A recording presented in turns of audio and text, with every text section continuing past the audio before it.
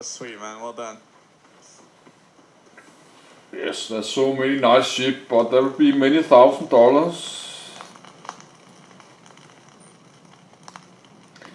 to have just 20 ships.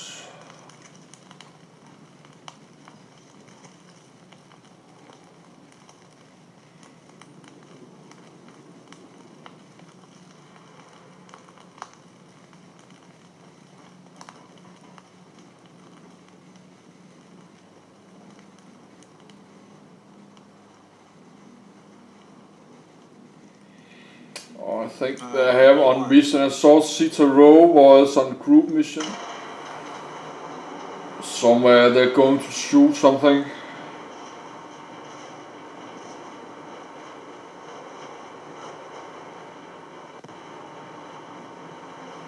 Yes, that's the 3.4 gameplay.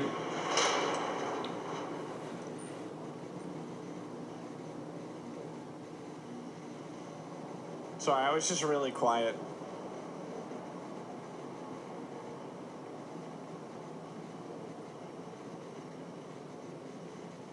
Robert, I'm on the PTU still. Yes, 35 minutes left on the memory card. And it's 12:30 p.m. night in Denmark. So.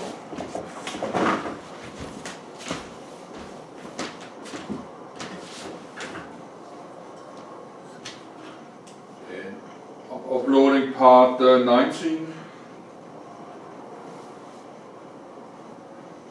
And this is part, I don't know, 55. So I'm way behind.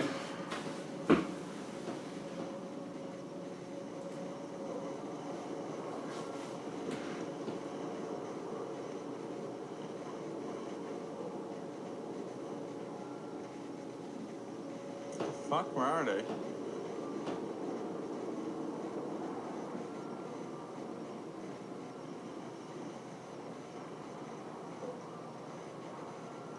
Wait, there was crackling?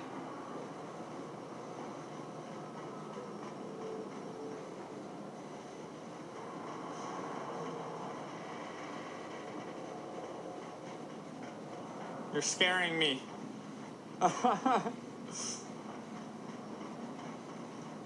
Yo, where are the hostiles? The hostiles might actually not be here. There's some of the bases are actually bugged. Some bases work and some don't.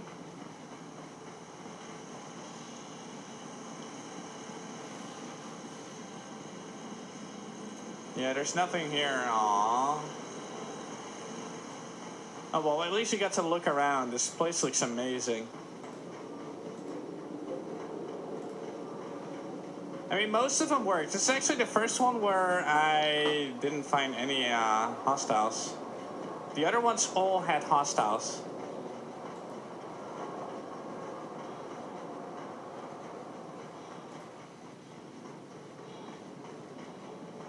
You're in the area. Let's go meet at the base. There's a base here. We'll meet you there. Yes, Hammer. I'm just gonna wait for Kobe.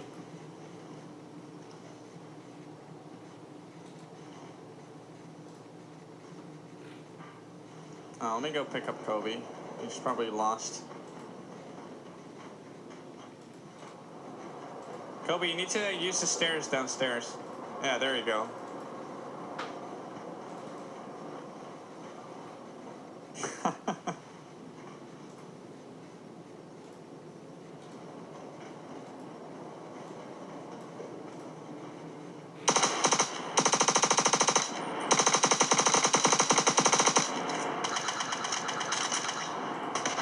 You can actually shoot a lot faster by spamming your mouse button. I mean, look, this is normal rate of fire, and now I'm gonna shoot really fast. Look at this.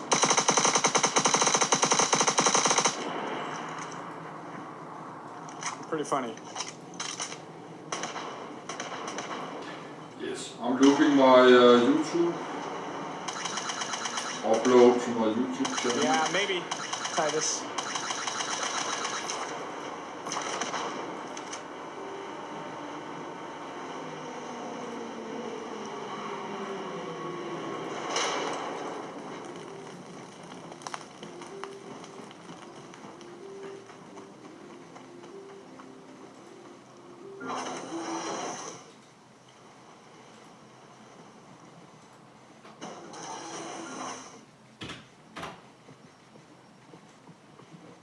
I think the shooting trick shouldn't be doing that though. It seems like a bug that shouldn't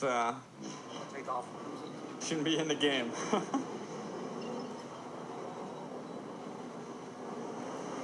Alright, 120 kilometers this way.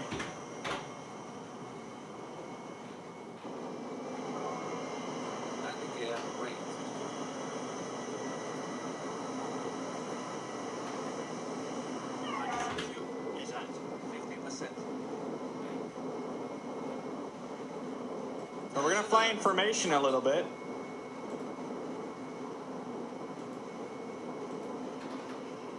But yeah, I think the oh damn, that was cool.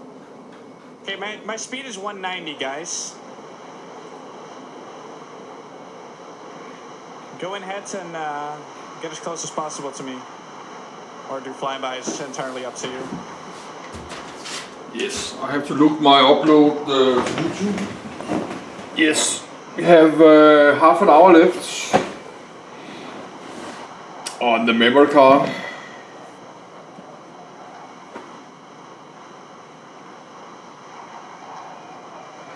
Yes, I did not see what they was doing down in this bunker. But I think Citaro was down there in the live stream I did in the part 1 to 16.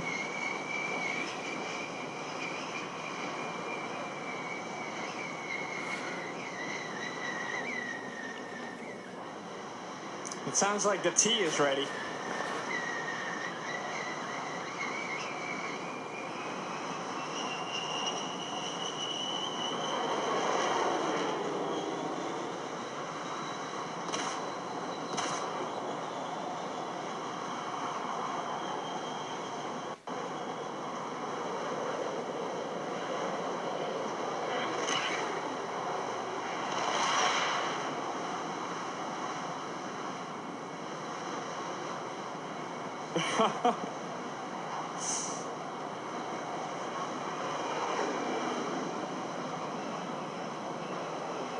Okay, see, you guys have no idea how excited I am for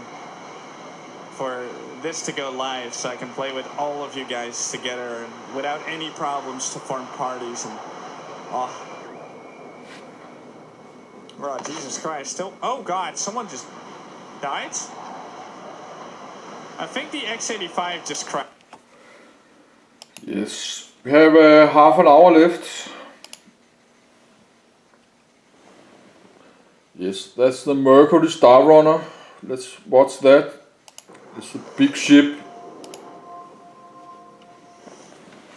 Welcome everybody to another edition of Ship Shape, the semi-monthly show where we go deep into the development of the ships that will inhabit the Star Citizen universe. Now, whether you're honing your skills in the dogfighting simulator known as Arena Commander, exploring the stand system and beyond in the Persistent universe, or saving the day in Squadron 42's epic single-player adventure, spaceships and vehicles are an intricately interwoven aspect of the very fabric of Star Citizen's experience. And that means ships of all sizes, shapes, and especially purposes. In this episode, we're proud to introduce you to the latest offering from Crusader in... I need the bathroom, so we need to take a commercial break. We need a commercial break with the ship commercials, but I need to go to bathroom. Yes, I'll be right back. Enjoy. Yes, this is the Prospector. I think it cost $200. $200.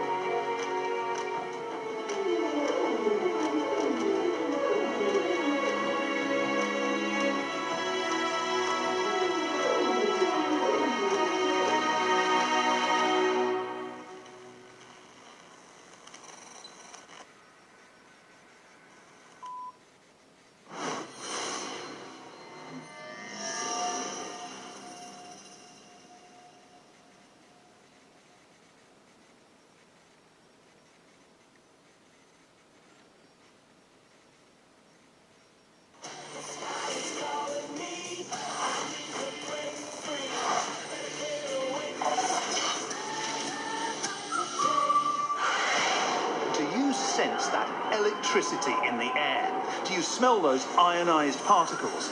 Do you feel your bowels loosening with a deep thrum from hundreds of thrusters firing at once? That, my friends, can only mean one thing. Galactic Tour is once again at the Intergalactic Aerospace Expo.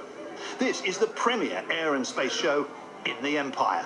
The IAE has the biggest manufacturers, the best modders, and the greatest pilots, all gathered in one spot for enthusiasts like us to gawp at. I mean, if I had a cred for every time I've said, "Whoa, you see that?" I would be slightly more wealthy than I already am. The point is, I am excited. The best part? We're going to be here all week long. Get ready for exclusive events, exciting announcements, limited edition ship variants, and exclusive insider access with me, Jax McCleary. There's a lot more coming in the days ahead, so strap in and hold on. Trust me, you're going to want to see this.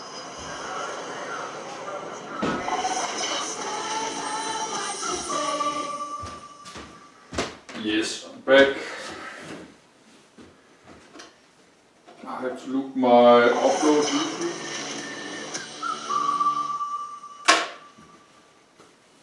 Welcome back to the Expo. I'm Jax McCleary, and today Galactic Tour is going to be spending some time with the grandfather of them all, Roberts Space Industries. The name is almost as synonymous with spaceflight as the term spaceflight itself. Sadly, although they may have invented the quantum drive and dozens of other technological wonders we rely on every day, they haven't been at the cutting edge in centuries. But that's not why you fly an RSI ship, is it? You fly them because, after all this time, their ships still remain at the forefront of exploration. You can see that on finish. the front lines of battles, and in the hangars of new teenage pilots everywhere. You fly them because their ships work. And here on the Expo floor, RSI is clearly working overtime. Not only are they bragging non-stop about their new Polaris, but they have their full, impressive range of ships in every class and size proudly on display. To that end, when we come back, we'll finally tackle the eternal question: how many Auroras can fit inside the mighty Bengal's main hangar? That and more as Galactic Tour's Intergalactic Aerospace Expo special continues.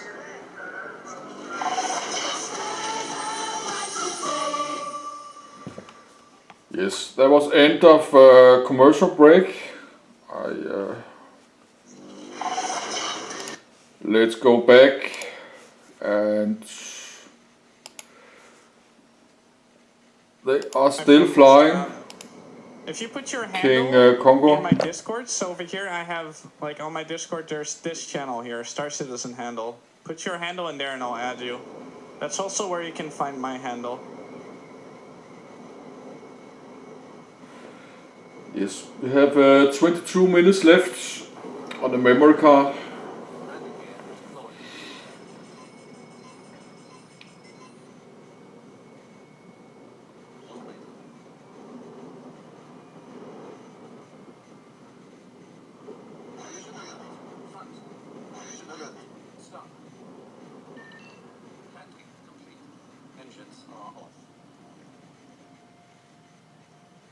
Let me unlock this thing, if I can do that.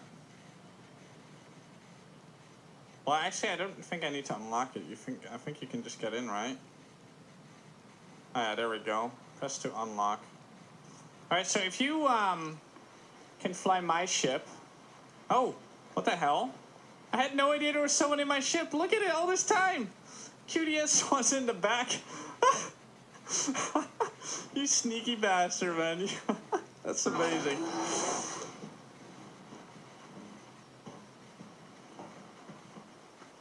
They just mentioned that PTU patch in general. Ooh. So we're getting a new patch soon. That's good. Hey, someone get in my Aurora. Do a flyby in the Aurora. Because I feel my viewers probably didn't hear an Aurora flyby before. And they are really cool.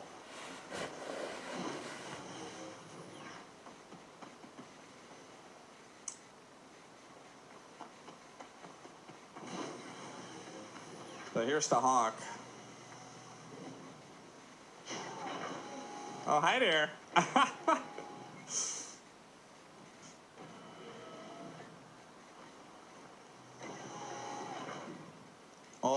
here we go, guys. Hey, thank you so much for letting me fly this. I'm first going to listen to the flyby, though, of the guy before I lift off.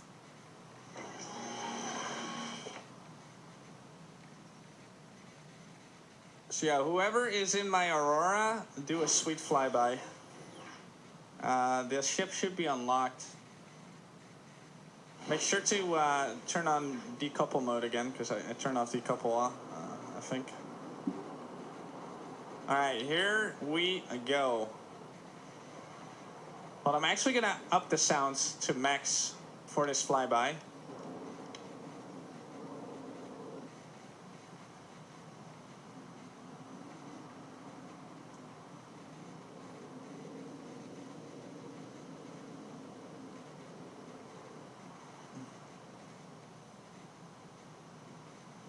Yeah, this is a very cool ship. I have mixed feelings about it. I think it's sexy, but I also sometimes think it's ugly.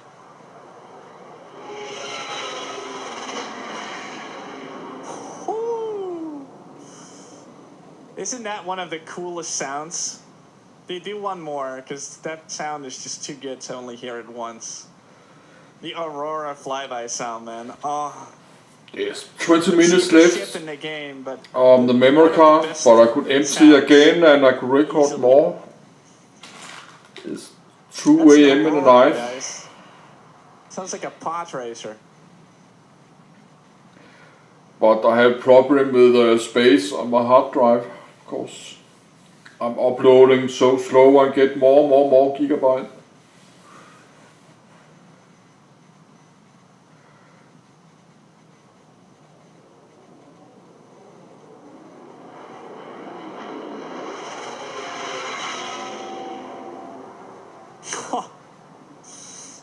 Jesus, beautiful. All right, I'm gonna lower the sound of it.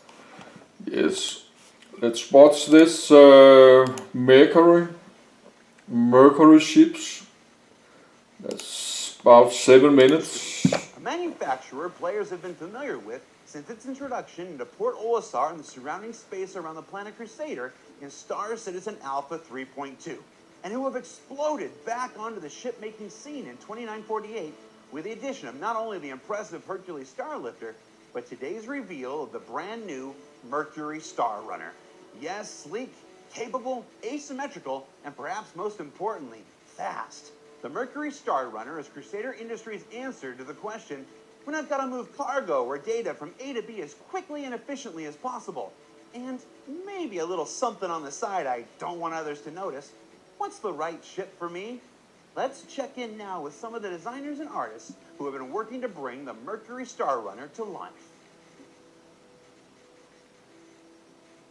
The Mercury Star Runner is primarily a data collector, but it also has capacity for storage. So depending on the day, if you want to go collect some data or you want to go collect some storage or cargo, it's entirely up to yourself really, but its primary goal is to collect data. But before you can transport it, you've got to capture it, be that from being given the stored data or using the scanners to listen in on data and convert it, encrypt it, store it, and then do the running aspect of it. It's got a dedicated scan bay, so it's got a little room off to the right when you go into the main area of the ship. It's got, say, a dedicated area where you can go and scan and collect them. It's also got 4 dedicated avionics for scanning. Then it also has a very large bank of computers and data pods to store that in. It's much larger than the Herald, so it can hold a lot more. The downside is it's a much larger ship than the Herald, so you could be doing multiple trips in a Herald versus spending a lot of time gathering a huge amount of data in this and then transporting it. The development process for this ship, we wanted an asymmetrical ship. We looked at a very cool asymmetrical ship, which was the Millennium Falcon, and luckily enough, we've got a toy model of the Millennium Falcon right next to our desk. But Mike had just recently worked on the Starlifter, so we had a look over the Genesis Starliner and tried to implement some of that in what you see now. Taking the Crusader style that was developed for the Starlifter and transposing that onto something that has to look fast, has to be asymmetrical. With it being Sarah's first ship, there was a lot of iterations in terms of just sketching out ideas because they're quite fast. Sometimes it's hard when you have too many things to look at. So basically, you know, I'll pick 5 or 6 and we'll start trying to just hone it down to what I think Chris will like, so that we have generally 3 options for him to look at. When we're looking at ships, we always have to think about thruster placement, and asymmetric ships always cause trouble on that side because the best or strongest thruster layout is a very symmetrical sort of cube or elongated shape where all the thrusters are in line with each other, they can all counter each other equally. If you don't have the hull to support that, then you have to compromise it somewhere. When we were building this ship, we knew we wanted to have the asymmetric shape. Some of the early versions were very, very different to the final form, and they all suffered from that, so we tried various explorations to see how we could keep the asymmetric look, but keep it symmetrical in terms of its thruster placement. With the Starlifter, it was soft curves. It had a double wing. We still, we kept some negative space between that. So we took those things across. But this is more angular. But it works in terms of just sort of, you can't make a cargo ship into a fast data runner. Things have to change. The interior, I got to make it slightly asymmetrical as well, which was really fun. I see it as it's a flyable level. So in the brake area, the hollow chest table that we put in there has a little switch on it, so you can press it, that goes down into the floor and splits open, you can go into the ventilation system. You can be running around in the ventilation system, you don't really quite know where they are. So they can come up behind you and then, you're like, oh no, I've been ambushed. So you can kind of sort of play a game of, almost whack-a-mole. You think someone's over there and then they pop up over here, and it could make for quite an interesting sort of combat experience. It just adds that little extra level of gameplay that I really wanted to integrate into it, because, it's got purpose, and also it should be really fun, especially if you don't know where they are. Weapon-wise, it has 2 manned turrets in the cargo area, which have a size 2. So if you're getting shot at from the bottom or the top, you're covered. It has full 360 as well, so you can get any pesky people trying to shoot at you and take you down. It also has 2 front pylons as well, size 2. As you can see from the cockpit, it's totally glass, and you can also see the bottom of the cockpit as well. And through the cockpit glass, you can actually see the guns at the bottom. So it would be really cool seeing the guns firing, which is what I really wanted. I just wanted this totally just glass. Might as well show them off.